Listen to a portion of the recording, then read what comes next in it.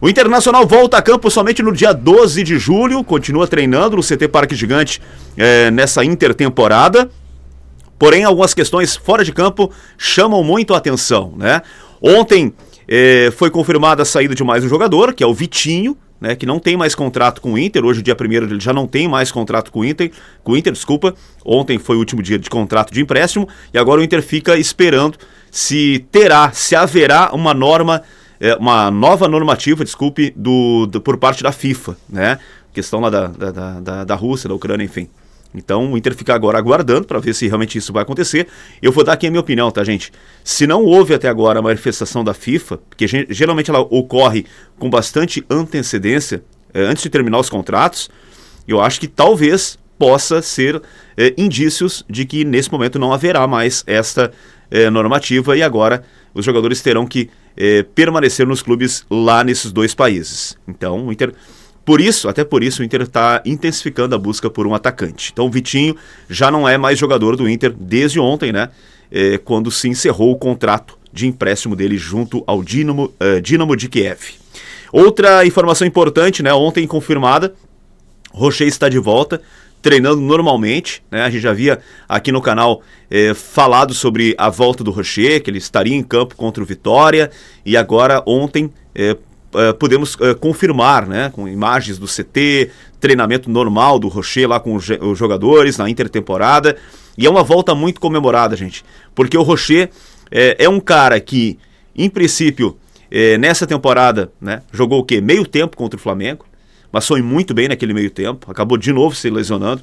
O que tem que depõe contra o Rocher é a questão das muitas lesões e o custo-benefício, porém é um jogador, na minha avaliação, é um goleiro bem acima do Antony. Então, tecnicamente falando, é uma volta muito comemorada, é um goleiro que passa confiança, não fez uma boa temporada de 2024, bem verdade, mais uma vez também conviveu com lesões, mas tecnicamente, aí eu tô falando tecnicamente, ele é muito melhor goleiro do que o Antony, então...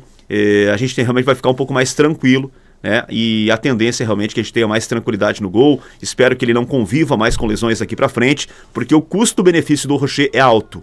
É altíssimo, a direção do Inter sabe disso, porém confia muito na qualidade técnica e na liderança também desse goleiro uruguaio. Então o Rocher está de volta, treinando normalmente, deve jogar contra o Vitória no dia 12 de julho no estádio Beira-Rio. Jogo importantíssimo, precisamos de uma vitória, com perdão da redundância, contra o Vitória, né? Mas para sair logo dessa zona de rebaixamento e depois poder ter um pouco mais de tranquilidade. No final do mês já tem jogo contra o Fluminense, pela Copa do Brasil, depois tem o Flamengo em agosto, enfim. Então é importante o quanto antes o Inter se afastar dessa zona de rebaixamento e já tem que começar contra o Vitória no dia 12 de julho no estádio Beira-Rio. Uma coisa que tem preocupado muito o torcedor do Inter são as categorias de base. E enfim, alguém veio a público, né, dar uma entrevista, dar uma explicação do que anda acontecendo nas categorias de base do Internacional. Quantas vezes eu disse aqui nos vídeos e também nas lives, alguém precisa explicar o porquê dessa péssima campanha no Sub-17 e no Sub-20 em especial. Um fiasco atrás do outro. O Inter no Sub-20 está na zona de rebaixamento. No Sub-17 também estaria, mas não tem rebaixamento.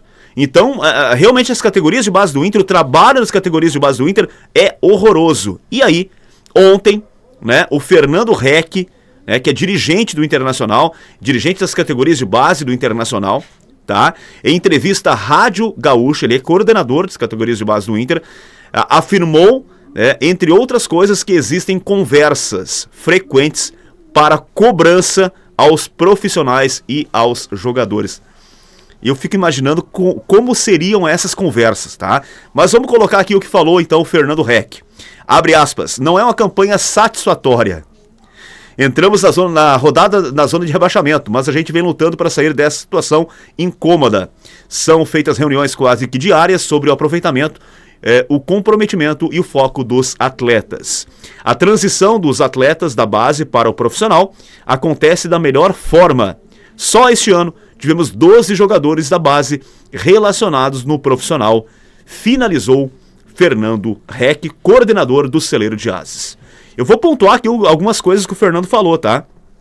Eu fico feliz que o Fernando veio a público, né, e falou sobre o que anda acontecendo. A gente cobrava isso dos dirigentes, tá? Mas eu não concordo com ele quando ele fala o seguinte: não é uma campanha satisfatória. Não. Além de não ser uma campanha satisfatória, é muito pior do que isso. É uma campanha vexatória. Um clube conhecido mundialmente como um celeiro de ases, como um clube formador de jogadores, fazer essas campanhas ridículas. É algo realmente cabível de demissões, de troca de comando, de mudança de planejamento.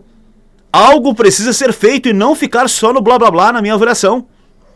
Então, essa entrevista, ela esclareceu alguns pontos, que é importante sempre ouvir o dirigente, mas não foi, na minha avaliação, satisfatória. O Inter precisa de mudanças no celeiro de ases, no departamento de futebol do celeiro de ases, na coordenação, enfim, como vocês queiram falar. O que anda acontecendo lá no Sub-17, no Sub-20, eu não sei, as categorias menores a gente quase não acompanha. É algo realmente vexatório. É vexatório e precisa sim, ou mudanças, né, trocando nomes de dirigentes, de quem está comandando lá, ou algumas atitudes feitas junto aos jogadores, enfim, os comandantes, para que isso seja mudado imediatamente. Imediatamente. O trabalho, na minha avaliação, é ruim, é péssimo e algo precisa ser feito com urgência. Mas, menos mal que o dirigente, coordenador, né, o Fernando Reck, veio a público para tentar explicar o que anda acontecendo, que é algo realmente muito grave, né, gente? Como eu falei, um clube conhecido mundialmente como formador, como revelador de talentos, ultimamente tem tido esse desempenho tão miserável, tão ruim na sua base. Qual a sua opinião sobre isso? Coloca aqui embaixo nos comentários, por favor.